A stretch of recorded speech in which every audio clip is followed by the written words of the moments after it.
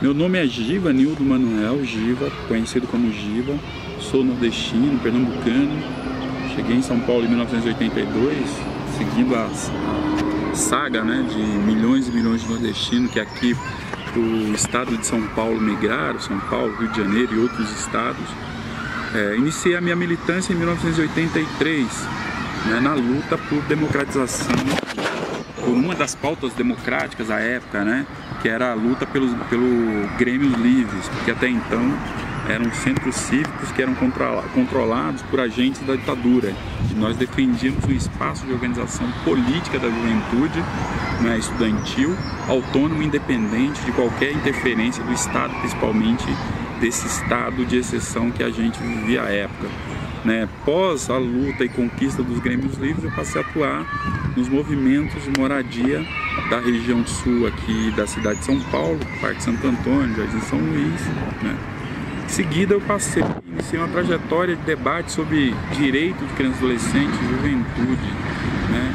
Fui eleito conselheiro tutelar na primeira gestão do Conselho Tutelar na cidade de São Paulo, né? Onde eu passei a atuar mais fortemente na pauta dos direitos humanos de crianças, adolescentes e juventude. O que decorreu disso é que a minha percepção a respeito, né, do papel que o Estado exerce, né, o papel que o Estado o capital induz o Estado a exercer, é um papel de muita opressão, repressão e violação de direito. Né? O que a gente assiste hoje é um número crescente de violação de direito de todos os setores. Mulheres, negros e negras, indígenas, LGBT, todos, né, têm sofrido, né, com muita força, né, intervenção do Estado ou omissão do Estado.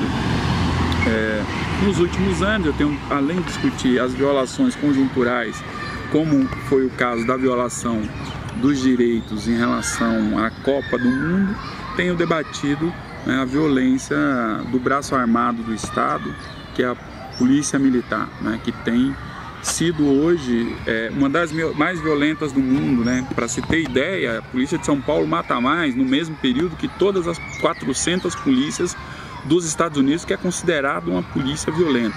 E a Polícia do Rio de Janeiro e de São Paulo mata mais do que todos os países, né, que estão vivendo guerras. Então é impossível, inconcebível que uma sociedade democrática ainda guarde em si, né, uma estrutura que vem do entulho, que vem da ditadura militar, e é um entulho da ditadura militar, que foi criado inclusive pelo principal, né, ato que fechou o regime, que é o ato institucional número 5, né, que transformou a polícia em polícia militar, a força pública em polícia militar, e que esta passa a seguir, né, toda aquela orientação que está previsto, né, em um estado de exceção, ou que está previsto para a atuação das Forças Armadas, que é a luta contra o inimigo.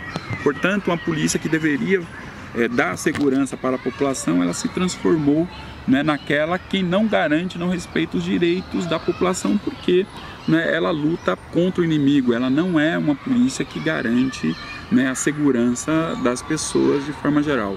Né, isso faz com que, né, uma porcentagem considerável da população brasileira não confie na polícia, 70%, né, e a necessidade, para que a gente possa construir realmente uma sociedade democrática, a gente acabar com a polícia militar.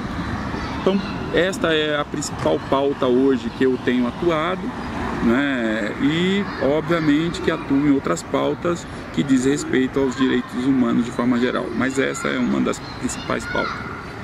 Giva, por que você é a favor da legalização das drogas?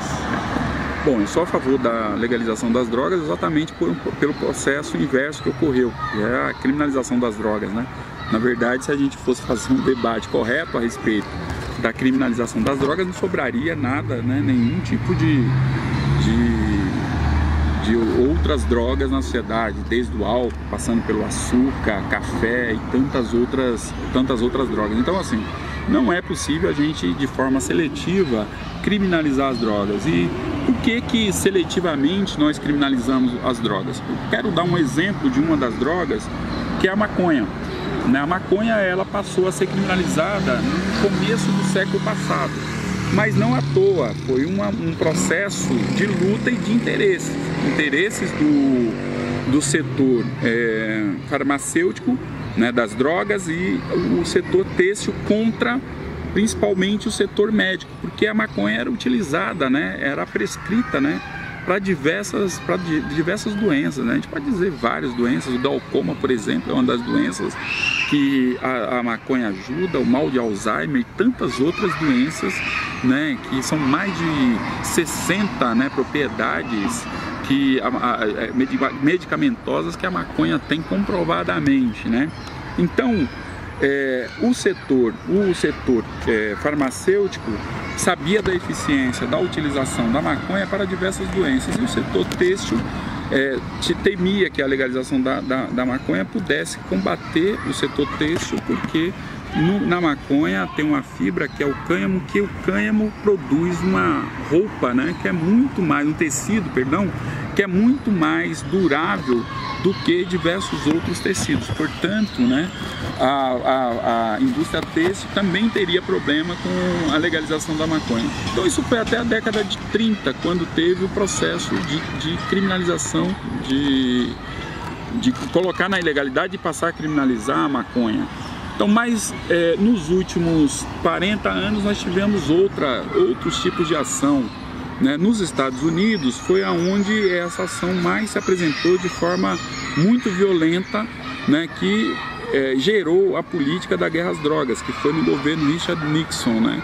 Que apesar das décadas de 50 e 60 ter sido décadas, né, de muita luta e avanço dos direitos civis do povo negro estadunidense, na década de 70 ainda o Estado ainda atuava de forma muito violenta contra o povo negro e a garantia dos direitos do povo negro, né?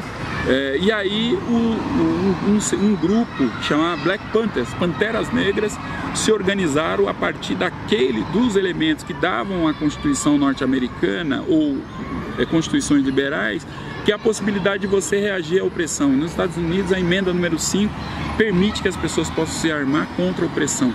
E foi isso que os Panteras Negras fizeram, se armaram contra a opressão policial.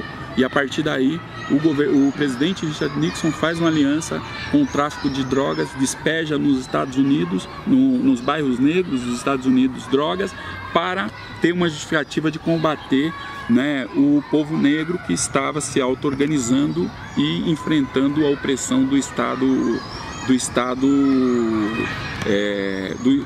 repressor, que é os Estados Unidos.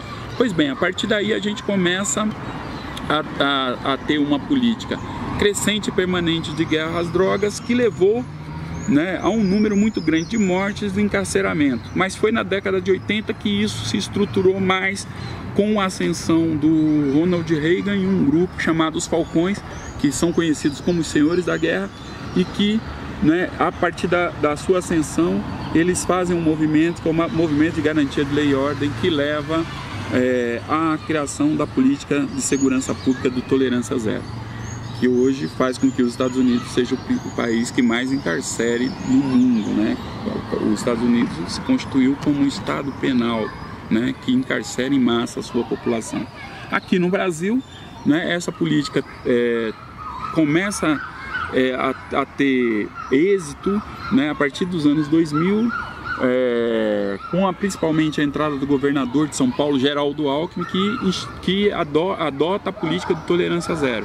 E essa política fez crescer a população carcerária mais de 500%, a violência policial cresceu absurdamente, né, que levou inclusive a polícia de São Paulo a ser uma das mais violentas, se não a mais violenta do mundo, e levou à morte, né, de diversas pessoas, né, de centenas, milhares de pessoas, principalmente jovens. Então, todos esses argumentos, a falsa do argumento de garantir segurança ou garantir saúde de alguma forma, né, ela não pode nos convencer mais. É por isso que eu sou defensor da legalização das drogas e principalmente, né, da droga mais emblemática hoje, que já deveria ter sido legalizada, que é a maconha. Bom, como e quando ocorreu sua aproximação das pautas e reivindicações antiproibicionistas? Então, eu passei a ter contato com a pauta antiproibicionista na década de 90, começo da década de 90, quando eu fui conselheiro tutelar na cidade de São Paulo, que via o quanto que era inadequado o tratamento dispensado aos meninos e meninas usuários de drogas, né? E na verdade a gente tinha um processo naquela época muito violento. Na verdade, os grupos de extermínio atuavam, né, como o braço armado do setor comercial dos bairros de periferia, e que tinham como principal alvo e vítimas a juventude. E, por outro lado, o Estado não garantia nenhum tipo de política que atendesse, que combatesse esse processo, né, de extermínio da juventude e, por outro lado, que atendesse aqueles que necessitassem de tratamento, necessitassem e pedissem tratamento, né? Então, a partir daí, eu passei a interagir com outros grupos que faziam a luta anti-institucional, né? A gente já via naquele momento um processo de institucionalização crescente, de unidade, de programas como para atender adolescentes autores de ato infracional, como as FEBEMs. Entrei em contato com a pauta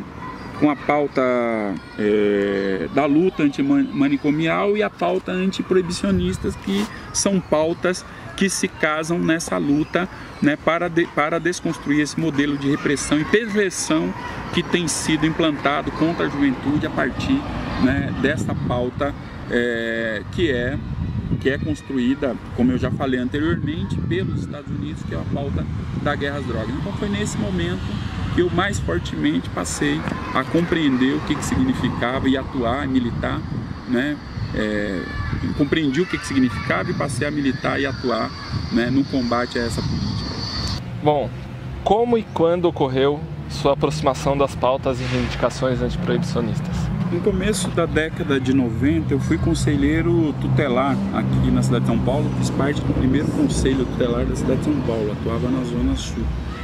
Desde então, né, eu percebi que havia um grande buraco, uma grande brecha nesse debate. E mais ainda, né, as políticas que eram apresentadas, né, para a juventude de forma geral eram políticas equivocadas, porque desde então a repressão, né, ela corria solta contra os usuários de drogas, né? Aqui, por exemplo, no Campo Limpo era uma das regiões que mais se matavam jovens por conta dessa política. Naquela época haviam grupos de extermínio, grupos organizados de extermínio, né? Então esse foi o meu primeiro encontro de fato, né, na prática, com esse debate. Então, a partir de então, eu já vinha trabalhando com jovens e crianças, mas a partir de então, e depois do Conselho Tutelar, eu vim trabalhar com crianças e adolescentes em situação de rua, trabalhei em abrigos, trabalhei em centros de defesa, sempre debatendo, né, a impertinência, né, de se aplicar, né, o tipo de pena que se aplicava para aqueles que eram usuários de droga. Bom, é óbvio que isso foi se agravando ao longo do tempo, né? E o debate antiproibicionista, ele foi tomando um corpo muito maior, né? E adesão de diversos setores, principalmente os setores médicos, né? Determinados setores médicos da saúde que passaram a fazer o questionamento. É óbvio que outras pautas, né, se encaixaram com essa pauta, como a luta antimanicomial, a luta, né, contra as instituições totais, né? Essas pautas elas foram imbricando, né? Então eu tomei conhecimento e passei a atuar nessa pauta a partir da década de 90. Foi o primeiro momento que eu, né, estive sensibilizado e passei a compreender o processo todo político que havia por trás, né, dessa política opressiva, opressora contra as drogas, e que infelizmente, né, tem as suas principais vítimas a juventude. Acho que essa é mais rápida, né? É mais rápida mesmo. Sim. Tá. Vamos para a próxima. Você acredita que existe relação entre a proibição das drogas e o atual modelo de segurança pública militarizado e repressivo em nosso país? Sim, eu não tenho dúvida disso, né? Toda a justificativa desse último período, né, do aprofundamento da violência do Estado, ela se dá exatamente, uma das grandes justificativas é a utilização das drogas, né? A gente vê que esta política, ela é o tempo todo comunicada, inclusive, né, pelos meios de comunicação, a necessidade de se combater as drogas, que, segundo esses meios de comunicação, é o grande mal, o grande responsável pelo mal ou a violência causada pela sociedade, que na verdade não é, né? Essa política cada vez mais repressiva que realmente é a verdadeira responsável, né? E é óbvio que a partir daí a gente tem, né, a justificativa do Estado de que precisa reprimir mais por causa das drogas, né? O governo atual, né, já vem há algum tempo, foi exatamente com este governador, que é o Geraldo Alckmin aqui na cidade de São Paulo, que a política de tolerância zero do Estado de São Paulo, que a política de tolerância zero entrou aqui no Estado de São Paulo e também foi muito responsável por influenciar o resto do Brasil, né, que, né, aumentou absurdamente o número de pessoas atingidas por essa política, que é uma política, né, que não aponta nenhum tipo de alternativa para a população e para a juventude de forma geral.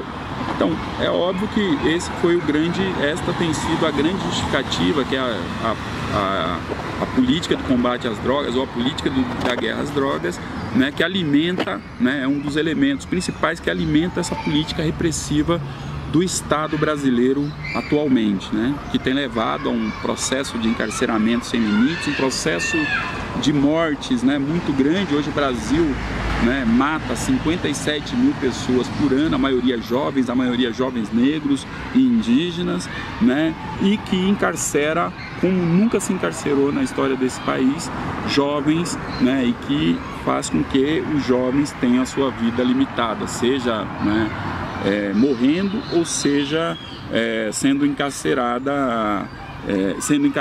né? Portanto, a política mais clara que se tem hoje no Brasil, né, para o combate às drogas é o caixão ou a prisão.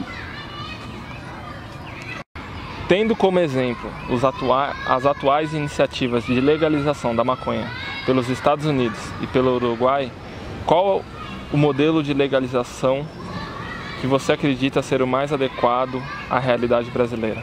Eu acho que tem alguns aspectos que é importante a gente analisar no processo de legalização da maconha. Primeiro aspecto, tirando, né, a perspectiva de cada um desses estados, é importante que a gente analise um primeiro dado, que é um dado bastante importante e relevante, né, que é que influência que teve na violência, né, na redução da violência, a legalização da maconha nesses dois lugares, né. A redução nos Estados Unidos beira os 70% da violência, né, pela questão das drogas, né, e no Uruguai zerou, né, não teve nenhuma letalidade, né, nesse período de legalização da maconha. Então eu acho que esse registro é um registro muito importante de se fazer. Agora, óbvio, né, que nós não queremos, o nosso debate não é para fortalecer uma determinada indústria, né, um determinado comércio. A gente quer, na verdade, que a legalização da maconha ela ocorra para que ela emancipe as pessoas, que as pessoas possam fazer o seu próprio cultivo individual ou coletivamente, né, e que não fique à mercê, né, novamente do capital, regulando, manipulando, né, a maconha como, né, deve acontecer e tem acontecido nos Estados Unidos. O modelo mais adequado, obviamente, que é necessário que a gente faça um debate ainda sobre ele, mas é o modelo uruguaio que permite, né, que individualmente, coletivamente, as pessoas possam fazer o seu plantio sem que necessite da mediação do capital para poder para que as pessoas possam ter acesso, né, à maconha. Então, o modelo uruguai é o que o do uruguaio é o modelo que mais se aproxima daquilo que nós acreditamos que deve ser o processo de legalização, distribuição, produção e distribuição da maconha no Brasil. Bom, como você avalia a atual política de interação compulsória através de parcerias público-privadas com instituições religiosas para o tratamento ao uso abusivo de crack? Bem, é necessário, né, que a gente possa desvelar primeiro essa política, né? Na verdade, os governos não tiveram nenhum tipo de preocupação no tratamento com os usuários de droga, né? Por outro lado, também os governos nunca se preocuparam, né, com os usuários do crack. Aqui em São Paulo a gente tem a Cracolândia, né, que sempre viveu de uma omissão absurda, né, dos governos municipais, dos governos estaduais, porque eles queriam detratar aquela determinada região ali central para, né, que em detratada ela desvalorizasse e pudesse atender os interesses do capital. Isso é um elemento importante que a gente possa debater. O outro elemento é a própria omissão do Estado, né, ao longo do tempo em relação às drogas, né? Para se ter uma ideia, nós temos hoje em São Paulo uma população de 34 milhões de habitantes, 35 milhões de habitantes. O valor destinado em 2009 para o atendimento, né, e para tratamento com as drogas era de R$8.000. R$8.000 para uma população de 34 milhões de habitantes. Portanto, né, o Estado nunca teve nenhuma preocupação, né, a saúde das pessoas, né, que se tornavam dependentes e tinham necessidade efetiva de tratamento. A segunda questão é que é o seguinte: o Estado nunca valorizou as políticas, né, que são as políticas mais adequadas para o tratamento, como por exemplo os CAPs, né, os CAPs AD, os hospitais dia. Nunca implantou política, né, de ambulatórios de rua, né? Nunca tentou de fato fazer uma ação que respeitasse as pessoas nas suas opções e pudesse o Estado prover as pessoas, quando necessário, de atendimento adequado, de forma adequada para as pessoas. Portanto, essa ação do Estado, que tem sido uma ação absolutamente violadora dos direitos humanos, né, dos usuários, é absolutamente equivocada, né? Ela é equivocada e, mais ainda, ela provoca um processo que é um processo que a gente já havia superado, né, na luta antimanicomial, que é a institucionalização das pessoas, né? Ou seja, a gente tem uma ofensiva contra o que nós conquistamos naquele processo, né, da década de 80, início da década de 90, que foi acabar com os manicômios e acabar com a concepção de atendimento a partir de instituições totais. E o governo, óbvio, que faz isso dentro de uma perspectiva neoliberal, né, precarizando ainda mais os serviços, né, terceirizando o atendimento através dessas parcerias com organizações absolutamente inadequadas, né, para fazer o tratamento. Se já é inadequado o tratamento, as instituições que têm feito esse tipo de tratamento e atendimento são mais inadequadas ainda. Por isso que, né, eu sou absolutamente contrário ao processo de institucionalização, sou absolutamente contrário a essas parcerias que são terceirizações na prática ou privatização do atendimento para atender os usuários de drogas, né? O que é importante que a gente possa colocar no centro do debate é qual é o projeto de saúde que nós temos para atender os usuários, aqueles usuários que necessitam desse atendimento, mas não fazer, né, um debate filtrado pela lente dos interesses empresarial, seja em relação àqueles usuários da região central, né, ou seja, né, do próprio atendimento em si. Portanto, é necessário que nós rechacemos e nós afirmemos a política antimanicomial que foi construída na década de 80 e década de 90 para atender, né, todos aqueles que necessitem do atendimento, queiram e necessitem do atendimento.